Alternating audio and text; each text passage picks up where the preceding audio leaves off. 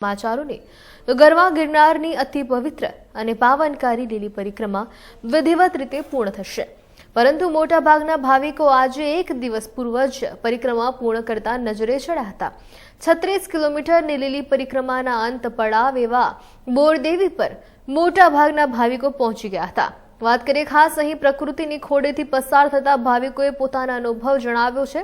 બોરદેવીના પડાવ પૂર્ણ કરી તેઓ પ્રસન્નતાથી પરિક્રમા પૂર્ણ કરી રહ્યા હોવાનું જણાવ્યું છે। બીજી તરફ વાત કરીએ જંગલ વિસ્તારના માર્ગમાં જાણે મિની બજાર ભરાયું હોય તેવા દ્રશ્યો જોવા મળી રહ્યા છે।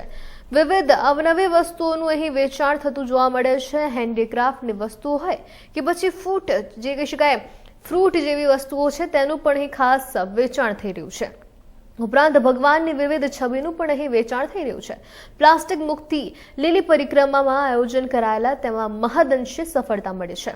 ભવનાથ કહી શકાય તેના પંથકમાં પણ માનવ મહેરામણ નજરે પડેલ છે। મોટાભાગના ભાવિકો બોરદેવી ચેકપોસ્ટ ખાતેથી પરિક્રમા પૂર્ણ કરી બહાર નીકળી રહ્યા છે। લાંબી પદયાત્રા કરી હોવા છતાં ભાવિકોના ચહેરા પર ઉત્સાહ ગજબનો જોવા મળી રહ્યો છે। મહત્વનું છે કે દર વર્ષની જેમ આ વર્ષે પણ મોટા ભાગના ભાવિકો એક દિવસ પહેલા જ પરિક્રમા પૂર્ણ કરી રહ્યા છે।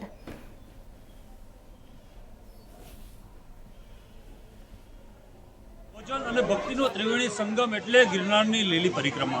ગિરનારની લીલી પરિક્રમા વિધિવત રીતે 11ના દિવસથી શરૂ થતી હોય એટલે પૂર્ણિમાના દિવસે પૂરી થતી હોય ત્યારે હાલ ઇન્ડિયા ન્યૂઝની ટીમ આવી પહોંચી છે બોરદેવી ખાતે જે અંતિમ પડાવ કહેવામાં આવે છે પરિક્રમાનું।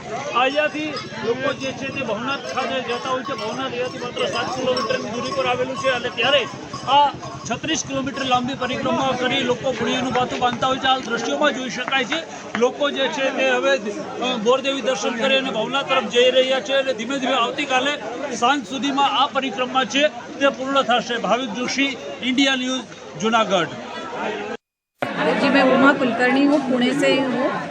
ये सेकंड टाइम मेरी गिरनार परिक्रमा है और यहाँ के अच्छा लगता है। थक भी जाते हैं पर एक सेटिस्फेक्शन हो जाता है कि हमने परिक्रमा पूरी कर ली।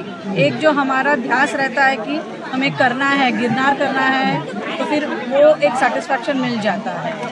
और इस बार हमने ये देखा कि यहाँ पर प्लास्टिक का बिल्कुल यूज़ नहीं हुआ है, तो यही संदेश है कि अपना पर्यावरण बचाए, प्लास्टिक का कम इस्तेमाल करें और अपने लिए अपना पानी पीनी सब साथ में लेके आते हैं तो एक अच्छा रहता है।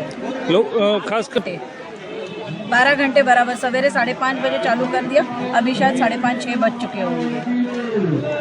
गिरनारी, मैं विश्वास कुलकर्णी से हूँ।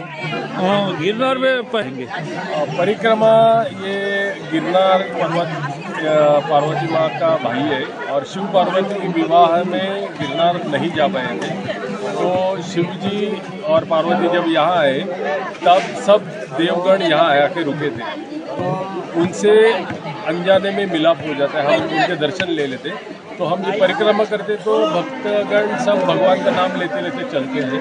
एक पवित्र स्थान है, बहुत पवित्र। मैं स्नेहल गजानन नागोटकर, मैं पनवेल से आया हूँ, महाराष्ट्र से। और ये गिरनार परिक्रमा में हम लोग तीसरी बार आए हैं। 2 साल से हम कर रहे थे, अभी तीसरी बार हमने महाराज जी ने कंप्लीट करा लिया। हम लोग करने वाले कोई नहीं है। और ये देखा जाए तो इतने ऋषि मुनियों ने किया है परिक्रमा, तो वो हम करने वाले बहुत भाग्यशाली है। सुबह 3:30-4 बजे हम लोग निकले हैं, तो अभी जस्ट हम पूरा कर पा रहे हैं उनकी वजह से, उनके आशीर्वाद की वजह से।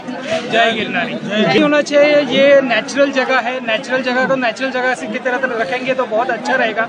और हमने भी प्लास्टिक नहीं रखा था, एक बॉटल बड़ा वाला हमने साथ में कैरी किया था, इसके लिए पानी के कम रीजन के लिए। वैसे पानी का व्यवस्था वगैरह भी बहुत अच्छा रखा था, इसके लिए हम पूरे गिरनार जूनागढ़ के नगर निगम का भी बहुत बहुत धन्यवाद करते हैं और बहुत अच्छा रहा है। इसके बारे में लोगों को क्या संदेश? साल में एक बार ही होती है, कार्तिकी एकादशी से लेकर कार्तिकी पूर्णिमा तक टाइम है।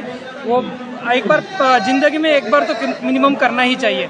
थोड़ा सा कष्ट है लेकिन वो कष्ट सह जाते हैं। महाराज की कृपा है, महाराज की कृपा से वो सह जाता है। આજે છેલ્લા 26 વર્ષથી અમે જે લીલી પરિક્રમા ગિરનારની જે પરિક્રમા 36 કિલોમીટરની છે એમાં ત્રીજો પડાવ એટલે બોરદેવી માતાજીના સ્થાનીએ અમે જે 26 વર્ષથી અંતર ચલાવી છે। અમે ટોટલ 500 માણસનો સ્ટાફ આવી છે। ટોટલ સુરતનો સ્ટાફ છે, સુરતથી રસોઈયા બધી વસ્તુ સુરતથી લઈ અને અહીંયા ભોજન લેવડાવી છે, બુંદી, ગાંઠિયા, મોહનથાળ, પૂરી, રોટલી, રોટલા, દાળ, ભાત, લાઈવ ઢોકળા અને ખીચડી પણ ખવડાવી હતી. બરોબર, આવું બધું ગરમે ગરમ અને 24 કલાક અમારું અન્નક્ષેત્ર ચાલુ છે. પહેલેથી ચાલુ થાય તો પહેલે પૂરું થાય, 5 દિવસ ચાલે તો 5 દિવસ અમે ચલાવી છે અને ગરમ ભોજન આપી છે. અને જે અમને અહીંયા આનંદ આવે છે કે ગિરનારની અંદર આજે છેલ્લા 26 વર્ષથી ફેમિલી શીખીએ અમે અહીંયા 10 દિવસ કાપીએ છીએ. અહીંનો જે આનંદ છે અમે કોઈ દિવાળી પર ફરવા નથી ગયા ક્યાંય. છેલ્લા 26 વર્ષથી 26મું વર્ષ અમારા અહીંયા છે. 26 વર્ષથી અહીં આવી છીએ અને અમને જે આ જંગલ ખાતાવાળા સાહેબોનો અમને ઘણો સપોર્ટ પણ છે, એટલે અમે અહીં આવી છીએ. નહીંતર આ જંગલની અંદર જે બધા કાયદા અને અમે ચોખ્ખાઈ પણ એવી રાખી છીએ, કોઈ કચરો નથી વેરાવા દેતા, પ્લાસ્ટિક નથી વેરાવા દેતા. અમે રસોડાની અંદર આટો મારો અને બધી વસ્તુનું ધ્યાનમાં લઈ અને અમે રસોઈ બનાવીએ છીએ. જય ગિરનાર. અંદાજિત કેટલા અમે આખું પહેલાં અમે પેલી ડીશ બનાવતા અને એની ઉપર ગણતરી કરતા. હવે છેલ્લા 5 વર્ષથી અમે પહેલી ડીશ સફાઈવાળી લાવ્યા હતી, એટલે ગણતરી નથી થતી. પણ 2 લાખ માણસો અમે જેનું મટીરિયલ લાવી છીએ, 2 લાખ માણસોનું લાવી છે.